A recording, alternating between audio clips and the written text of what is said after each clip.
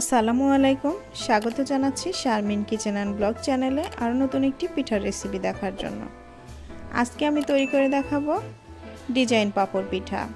এই পিঠা তৈরি করাটা একদম সহজ, যে কেউ একবার দেখলে এই পিঠাটা তৈরি করে নিতে পারবেন, আর খেতে মাশাআল্লাহ অনেক মজার। তাহলে দেখে নেওয়া যাক কীভাবে তৈরি করতে হয়। প্রথমে চুলায় একটা পাত্র বসিয়ে এর মধ্যে দিয়ে দেব 1.5 কাপ পানি।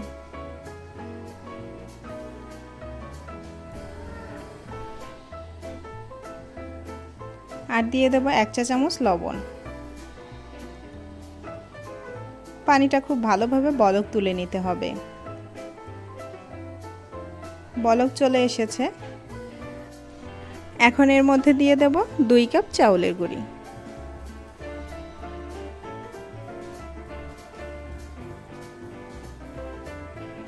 চাউলের গুঁড়িটা খুব ভালোভাবে পানির সাথে মিশিয়ে নিতে হবে। এ পর্যায়ে চুলার আঁচটা একদম লোতে রাখতে হবে।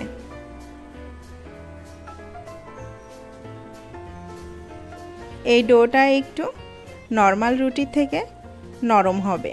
এবার একটা ঢাকনা দিয়ে ঢেকে কিছুক্ষণ রেখে দেব। চুলাটা অফ করে দিতে হবে।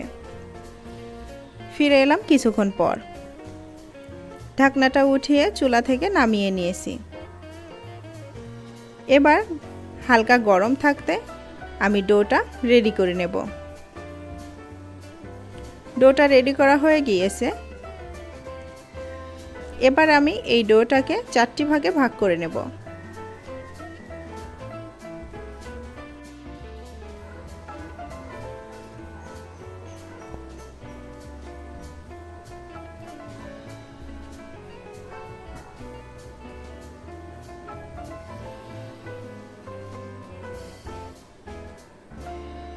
চারটি ভাগে ভাগ করা হয়ে গিয়েছে। এবার আমি একটা লেচি নিয়ে গোল করে নেব।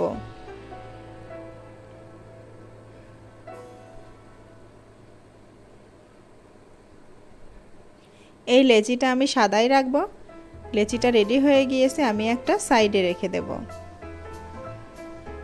আর এখানে একটা লেচি নিয়েছি, এটাতে আমি গ্রিন ফুড কালার অ্যাড করব।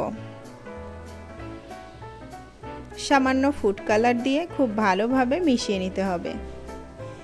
কালারটা অপশনাল, চাইলে স্কিপ করতে পারেন, কিন্তু কালারটা দিলে একটু আকর্ষণীয় লাগে, এই কারণে কালারটা অ্যাড করেছি। খুব ভালোভাবে ডোর সাথে কালারটা মিশিয়ে নিতে হবে। মেশানো হয়ে গিয়েছে। একটা কালারের ডো আমার রেডি হয়ে গিয়েছে। এবার আমি আর একটা লেচি নিয়ে অন্য একটা কালার করে নেব। এখানে দিয়ে দেব অরেঞ্জ ফুড কালার। আপনারা আপনাদের পছন্দ অনুযায়ী কালারটা অ্যাড করে নিতে পারেন। আবারও খুব ভালোভাবে ডোয়ের সাথে মিশিয়ে নিতে হবে।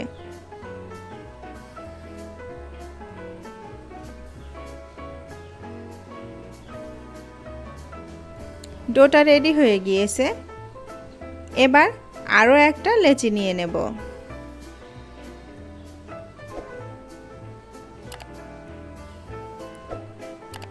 এই লেচিটাতে আমি রোজ পিঙ্ক কালার অ্যাড করব।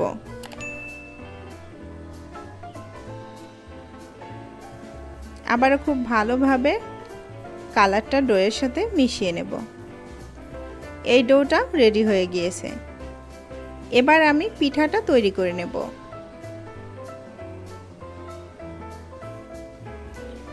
আমি সাদা ডো থেকে একটু আটা নিয়ে একটু লম্বাটে করে বেলে নেব। চাইলে আপনারা যে কোনোভাবে বেলে নিতে পারেন, কিন্তু একটু লম্বাটে করে শেপ দিলে এখানে ডিজাইন করতে সুবিধা হবে।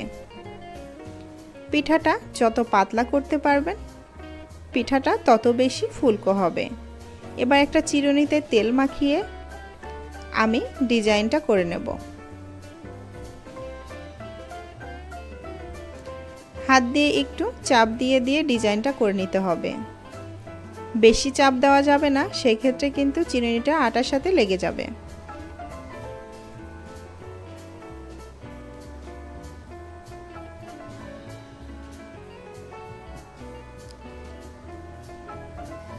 এবার একটা কুকি কাটার দিয়ে আমি গোল গোল করে কেটে নেব।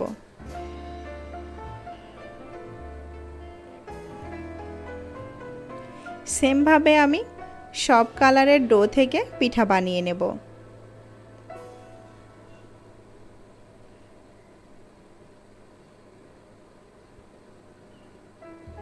দেখেন দেখতে কতটা আকর্ষণীয় লাগছে।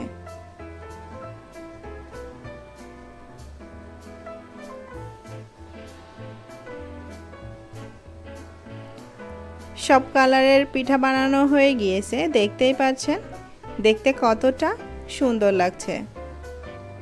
এবার পিঠাগুলো আমি রোদ্রে শুকিয়ে নেব। পিঠাগুলো শুকানো হয়ে গিয়েছে, আমি টোটাল 2 দিন শুকিয়ে নিয়েছি। এবার পিঠাগুলো ভেজে নেব। পর্যাপ্ত পরিমাণে তেল দিয়ে তেলটা খুব ভালোভাবে গরম করে নিতে হবে। এবার পিঠাগুলো দিয়ে খুব ভালোভাবে একটু সময় নিয়ে ভেজে নিতে হবে। দেখতেই পাচ্ছেন পিঠাগুলো খুব সুন্দরভাবে ফুলে উঠেছে। সেমভাবে আমি সবগুলো পিঠা ভেজে নেব।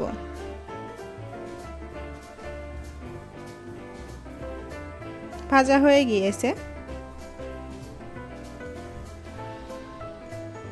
রেডি হয়ে গেল মুচমুচে ক্রিস্পি ডিজাইন পাঁপড় পিঠা। আমার রেসিপিটি ভালো লাগলে একটা লাইক দিবেন, ফ্রেন্ডস অ্যান্ড ফ্যামিলির সাথে শেয়ার করবেন আর সাবস্ক্রাইব করে পাশেই থাকবেন।